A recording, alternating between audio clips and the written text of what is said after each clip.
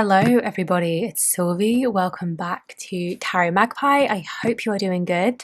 We are gathered here today with approximately half the contents of my bookshelves to talk about some tarot goals for 2024, New Year's resolution type stuff, specifically for like how I want my tarot practice to develop over the coming year. So I have never been the world's biggest goal setter, resolution setter, all that kind of thing, vision boarding, visualizing my future and what have you. Like, that's never been my shtick, but I kind of want it to be. So I am setting some goals for myself, things I would like to achieve, things I would like to focus on. Like, none of it's strict. If my practice changes, my practice changes. That is all fine and good and encouraged. I'm not going to force myself to do anything that I'm not enjoying or not finding valuable, but there are some directions I would like my tarot practice to take. And so that's what this video is. It is New Year's resolutions for tarot, goals for 2024 for tarot. You get the picture. So goal number one, which is probably on everybody's list, more or less, I want to buy less decks. I acquired a lot of decks in 2023 and I don't regret it. I don't feel bad about it, but I feel like I'm reaching kind of a saturation point with how many decks I've acquired, especially in I just filmed my last 10 decks, which is actually my last 11 decks, and I've acquired them all in the space of a month and a bit, and I do just need to chill so I can take some time to actually work with what I've got, because I've had like a flurry of new decks in and I'm starting to feel as though I have more decks than I do have time to work with them. So I really want to chill on the deck purchasing. My train of thought was interrupted by a motorbike. Basically, I just want to focus on what I've got. I want to appreciate what I've got. I'm not going to ban myself from buying new decks. I know I've got a couple of Kickstarters that are due at some point this year. I'm not sure when this video is going up. I think it's going up in January, so this year. But I want them to be more mindful purchases.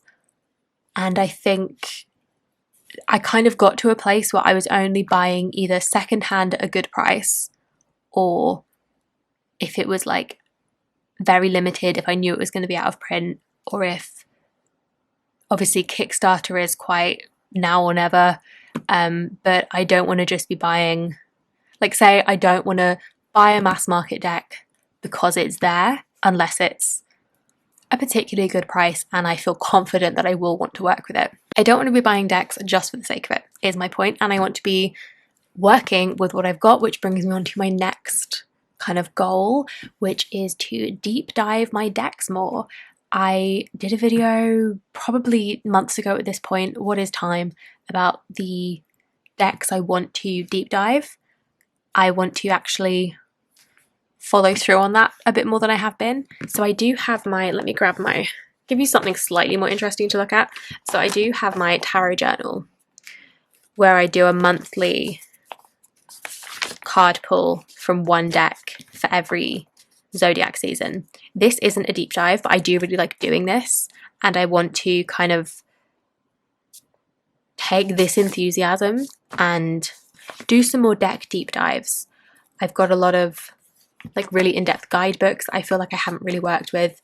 This kind of brings me into like a sub item. I want to actually read all my tarot books because I have a bunch that I just haven't really got to yet. So this is where the 50% on my bookshelf comes in. So like Marseille Tarot Towards the Art of Reading by Camelia Elias. I haven't read this. Marseille is something I want to actually buckle down and study. Marseille and the Thoth, I would like to also feel a bit more comfy with both of those systems this year. 78 Degrees of Wisdom by Rachel Pollack. I haven't cracked this open.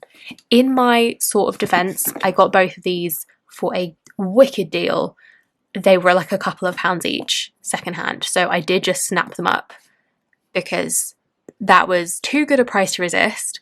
And I've heard great things about both these books. I feel like I have to read Rachel Pollack because it's such a classic, right? So like I have a bunch of tarot books that I want to actually get on and read.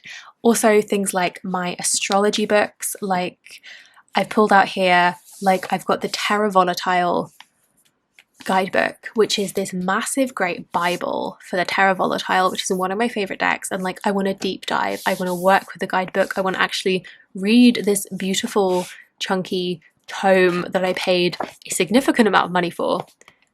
Like, that's a goal. I've got these workbooks like Tarot for Yourself by Mary Kay Greer, which I've started, funnily enough, with the Tarot Volatile, so these go together.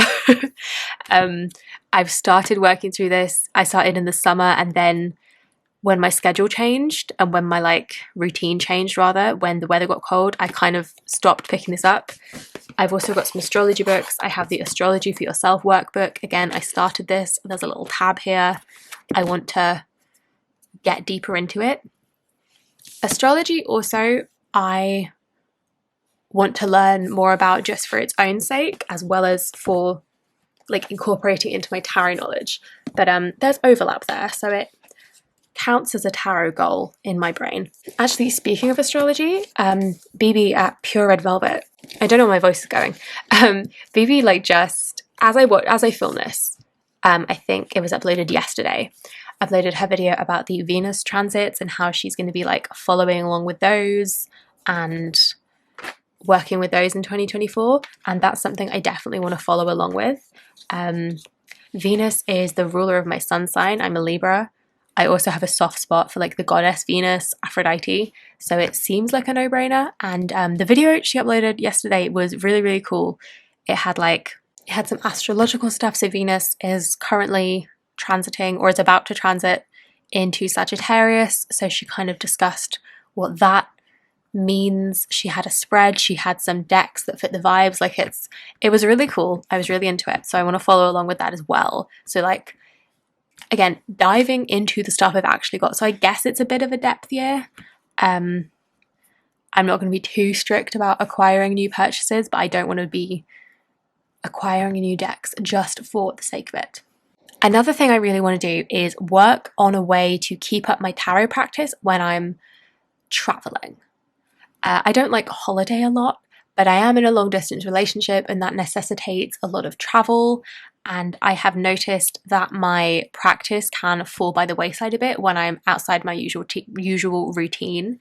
So I really want to work on that and find a way to keep it up, keep it consistent, modify my practice a bit maybe, so that I can not have like gaps where I've been away visiting my partner for a few days, a week, whatever, and feel like I have to pick up my practice all over again.